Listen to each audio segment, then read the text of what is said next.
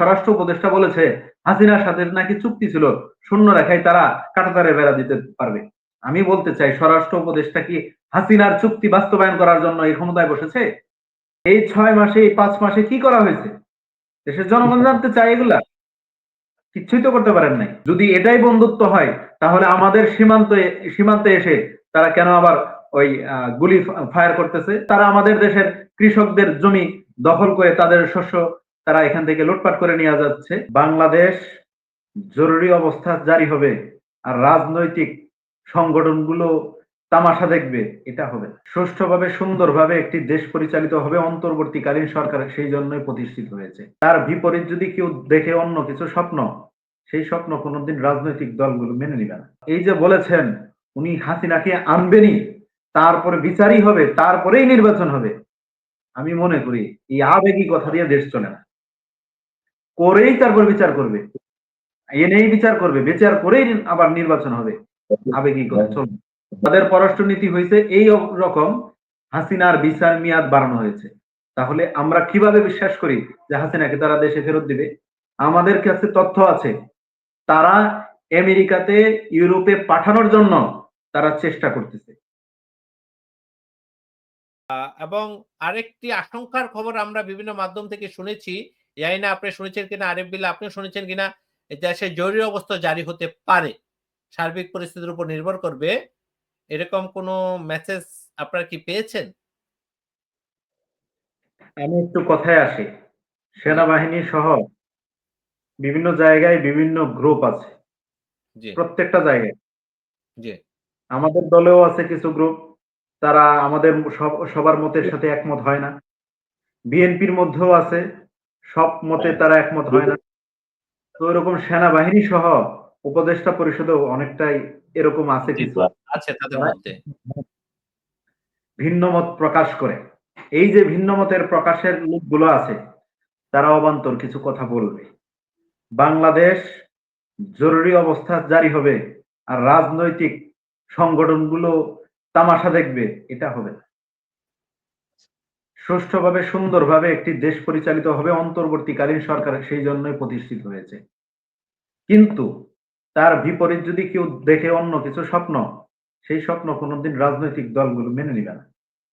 আর এই যে বলেছেন উনি হাসিনাকে আনবেনই, তারপরে বিচারই হবে, তারপরেই নির্বাচন হবে, আমি মনে করি এই আবেগী কথা দিয়ে দেশ চলে না।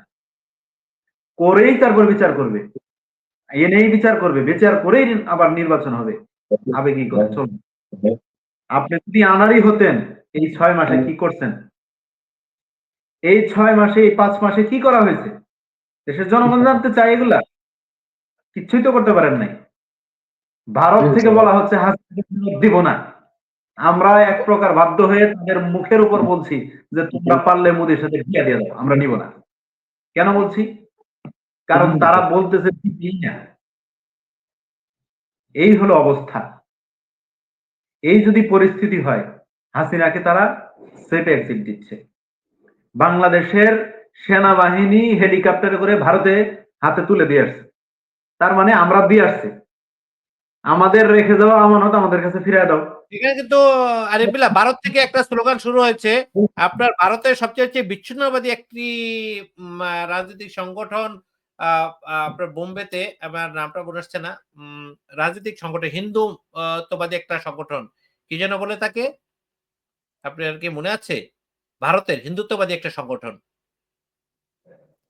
তাদের দলের নেতা শিবসেনা মনে পড়েছে, শিবসেনার প্রধান গতকালকে বলেছেন হাসিনাকে ফেরত পাঠাতে হবে, হাসিনাকে ফেরত পাঠানোর মাধ্যমে এই দেশে যত বাংলাদেশি আছে তাদেরকে ফেরত পাঠানো হবে। জি, এই শিবসেনার প্রধান বক্তব্যটা জি তাদের মধ্যে কিছু নেতারা তো বলবে, কিন্তু জি আজ পর্যন্ত তাদের পররাষ্ট্র উপদেষ্টা কিংবা তাদের পররাষ্ট্র মন্ত্রণালয় থেকে কিংবা বিক্রম মিস্ত্রি সহ বাংলাদেশে আসলেন, কেউ জি কি বলেছে হাসিনাকে ফেরত দিবে? বলে নাই। না তাদের শিবসেনার সে তো সরকারে নাই, বিরোধী দলের ভূমিকায় আছে। সে তার জায়গা থেকে অনেক কিছু বলতে পারে। আমরা যখন বিরোধী দলে ছিলাম, এক কথায় বিএনপি, জামাত সহ সবাই আমরা বিরোধী দলে, তখন হাসিনার বিরুদ্ধে আন্দোলন যখন করছি, তখন আমরা বলছি হাসিনাকে টেনে হিঁচড়ে ক্ষমতা থেকে নামাবো, আমরা বলছি। এটা শুনতে হাসিনা বাধ্য ছিল। ওইরকম ওই শিখ সেনার নেতাও যদি বলে থাকে, মোদী সেটা চুপ করে শুনতেছে, এর বাইরে যাচ্ছে না। তাদের পররাষ্ট্রনীতি হয়েছে এই রকম, হাসিনার বিচার মেয়াদ বাড়ানো হয়েছে। তাহলে আমরা কিভাবে বিশ্বাস করি যে হাসিনাকে তারা দেশে ফেরত দিবে? আমাদের কাছে তথ্য আছে, তারা আমেরিকাতে, ইউরোপে পাঠানোর জন্য তারা চেষ্টা করতেছে। ইউরোপ কোনোভাবে নিচ্ছে না, তাদের হাতে পায়ে ধরছে মোদী সরকার, তাদের পররাষ্ট্র মন্ত্রণালয় হাতে পায়ে ধরছে যে কোনোভাবে হাসিনাকে আপনাদের ইউরোপে নিয়ে যান। তারা নিতে পারতেছে না, চেষ্টা করতেছে। তাহলে সেই জায়গা থেকে কিভাবে ভারত আমাদেরকে বন্ধুত্বের হাত বাড়িয়ে দিয়ে হাসিনাকে ফেরত দিবে? যদি এটাই বন্ধুত্ব হয়, তাহলে আমাদের সীমান্তে এসে তারা কেন আবার ওই গুলি ফায়ার করতেছে? কেন তারা আমাদের দেশের কৃষকদের জমি দখল করে তাদের শস্য তারা এখান থেকে লুটপাট করে নিয়ে যাচ্ছে?